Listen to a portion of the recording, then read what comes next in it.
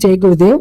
పావన కృష్ణానది తీరాన అమరావతి మండలం అమరావతి పుణ్యక్షేత్రాన పొందుగల గ్రామంలో మన గాయత్రి తీర్థం శ్రీరామకృష్ణ శాంతి ఆశ్రమంలో మనం ఈ నెల జూన్ 5వ తారీఖున శంకుస్థాపన చేయబోతున్నాం. కాబట్టి మన ఆత్మీయులందరికీ కూడా ఇది శుభవార్త, గొప్ప శుభవార్త. విశ్వమాత గాయత్రి మహామందిరం అనగా మన యొక్క ఆలయంలో ఏకముఖి గాయత్రి ప్రధాన దేవతగా ఉంటారు. ఆ మందిరంలో గాయత్రి మంత్రానికి 24 అక్షరాలు కాబట్టి 24 అక్షరాలకి సంబంధించిన గాయత్రి మాత దివ్య శక్తులని ప్రధాన దేవతతో పాటు ఆ ఆలయంలో కొలువుంటారు. అంతేకాకుండా అమ్మవారికి ఎదురుగా సప్త ఋషులు, అందులో మన గాయత్రి మంత్రానికి ఋషి అయిన విశ్వామిత్రుడు అమ్మవారికి ఎదురుగా అమ్మవారిని చూస్తూ ఉంటారు. మొత్తం విశ్వమాత గాయత్రి మహామందిరంలో పద్మాకారపు ఆకారంలో ఒక దివ్యమైన భవ్యమైన మందిరంగా సుమారు 240 మంది గాయత్రి మంత్ర సాధన చేసుకునడానికి వీలుగా ఒక విశాలమైన మందిరంగా మనం నిర్మించబోతున్నాము.